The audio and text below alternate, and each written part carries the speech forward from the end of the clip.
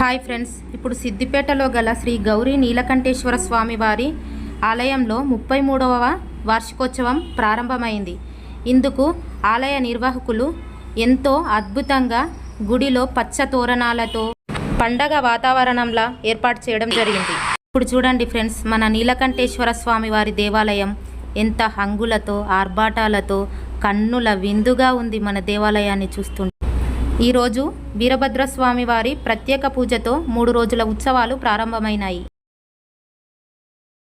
ఈ సంవత్సరం గౌరీ నీలకంఠేశ్వర స్వామి వారి కళ్యాణంతో పాటు ప్రత్యేకంగా రథం కూడా ఏర్పాటు చేయడం జరిగింది. ఇప్పుడు నేను మీకు రథాన్ని చూపిస్తాను. వెయిట్ చేయండి ఫ్రెండ్స్, ఆ రథం ఎంత అందంగా ఉందో నేను చూపిస్తాను. చూడండి, బాగుందా? చాలా బాగుంది కదా. మన నీలకంఠేశ్వర స్వామి వారి రేపు అనగా 28/5వ నెల 2024 మంగళవారం నాడు ఈ రథ ప్రతిష్టా మహోత్సవం జరగనుంది. ఈ రథాన్ని ఎంతో అద్భుతంగా అందంగా భక్తి శ్రద్ధలతో తయారు చేయించడం జరిగింది. చూడండి ఫ్రెండ్స్, ఎంత అద్భుతంగా ఉందో.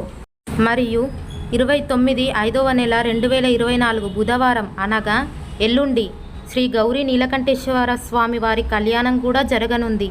అదే రోజు మధ్యాహ్నము అన్నదానం కూడా జరగనుంది. అదేవిధంగా సాయంత్రం 5 గంటలకు దేవాలయం నుండి సిద్దిపేట పురవీధుల గుండా స్వామివారి రథోత్సవం ప్రారంభం జరుగును.